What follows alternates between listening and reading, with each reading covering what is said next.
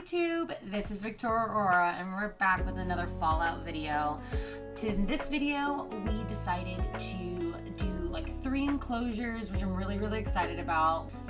If you like these videos, please let me know down in the comments. I'd love to hear from some feedback on what you guys think about this series, and let's just jump right into it. So we started here at the pig enclosure. I realized I didn't do any foliage last time, even though I said I was going to do foliage last time, but I didn't. I added a bunch of like dead looking plants. They're the desert biome, obviously, and I wanted to add the right terrain for them because a lot of the animals get very picky about the type of terrain, how many plants that you put in the enclosure. I kind of go overboard all the time. Actually, having this empty enclosure made me really sad. So I went in there and kind of went crazy with just all of the edges of things should look like there's just a little bit of grass or maybe a tree or two. Especially if their bar isn't very big. If you see on the right there, the foliage is not a very large percentage. So you have to make sure that you're not putting way too much in there for them. But then I also put in their enrichment items, things that they can play with. I also downloaded this awesome trash can that I was just like, oh, gotta have that in the zoo. And then on this side of the zoo, I decided we're gonna do this cool chicken coop that I found on the workshop as well. I was like, this would be a great spot for some chickens because it's not a very large space. The chickens don't need a lot of land. They don't need water at all. So I just thought, let's enclose this whole little triangle, or I would normally call it like an empty garden, but because there's going to be limited foliage in this zoo because of the theme, I was like, well, I guess we'll just put some animals. Like we would have corralled a bunch of animals in this area just to eat them or whatever. And the chickens are fun to work with because they just kind of like mosey around and don't do a lot. Now, I start off with a normal glass enclosure and the wire fencing on the back here just to look as like rustic-y as possible. I don't even know if that's a possibility, but I end up hiding half of it into this rock wall.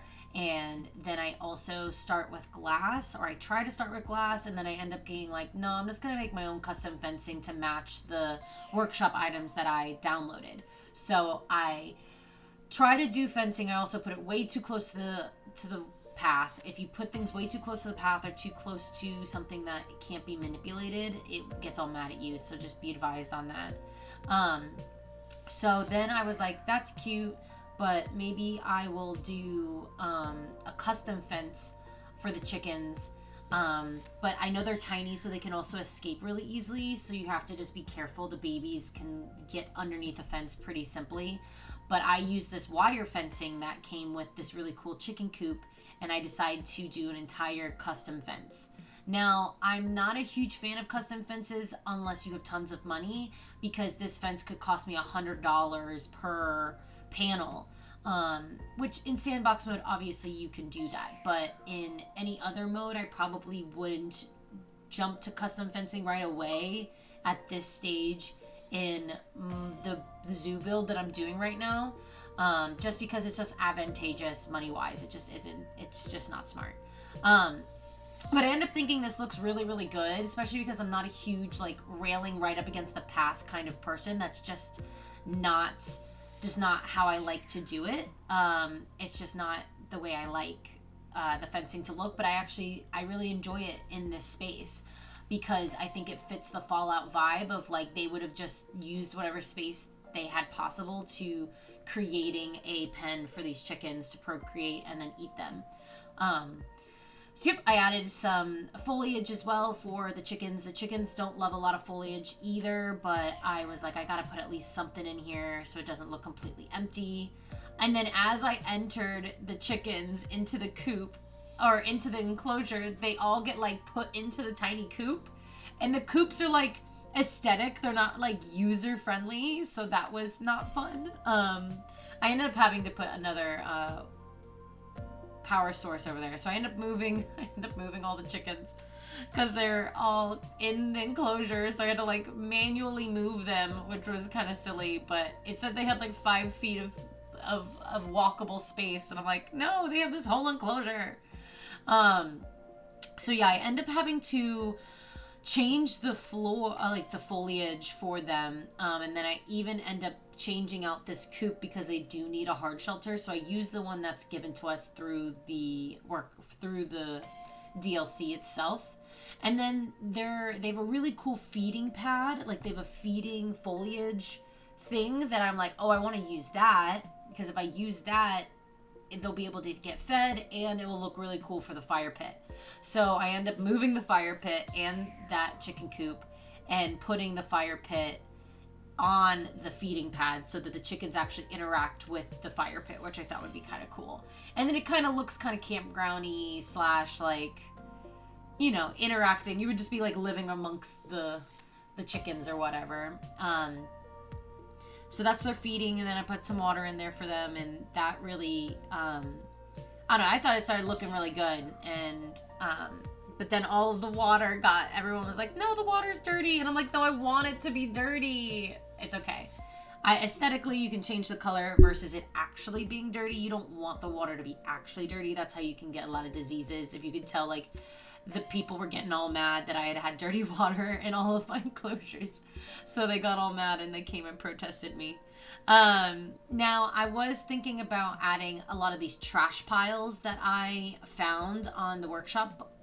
I found these just like piles of trash, which sounds kind of crazy to do in a zoo, but I was like, nope, this is a Fallout zoo. There's going to be just like piles of heaps of trash everywhere because they're going to like want to clean up kind of, but also utilizing the trash in like a new way.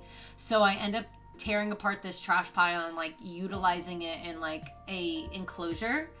At first I just thought that this would be like a cool walkway. Like I was thinking I would do like, I don't know, I was thinking like maybe I would do like a maze or something like across from the kids' playground. Like there would be this like almost like a hedge maze but with trash. Or like a junkyard, because I'm kind of doing this whole junkyard thing here in the back.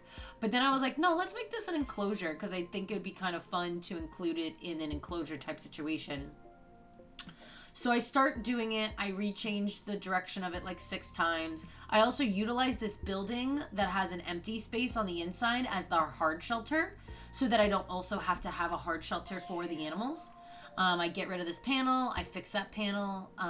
Yeah, it's pretty good. I think it really started to look really great. I used some custom fencing that I downloaded off the workshop. I love some of these custom fences. I don't have the time or the resources to sit there and handcraft fences. I need to be able to just like literally cut and paste fences to make it look good. Even this is almost a little too tedious for me on a daily basis, but for a video I can invest some time. Now I tried to align it with the hill here, and then halfway through this I go, I hate that and I need to fix it, so I end up like flattening this whole area and redoing this fence anyways. But I do really like this fence because it's see-throughable. See-throughable, is that a word? It's translucent in a sense, like small kids can put their faces up against it and see the animals, but adults can look over it. And the animal I'm going to put in here can't jump over it, which I also love. Now remember, when you're doing that, you want to always make sure that you're doing the animal globe down in the left hand corner. That's going to allow you to see if any animals can escape your enclosure, or if there's jumpable spaces or anything like that.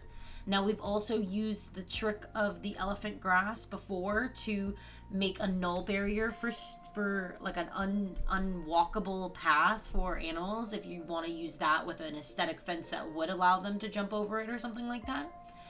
So just keep that in mind when you're making your sandbox builds. I know that's not always the like cheapest option when you're doing like a franchise or anything like that, but I always just keep it in mind. I really like aesthetic fences when it comes to like a sandbox.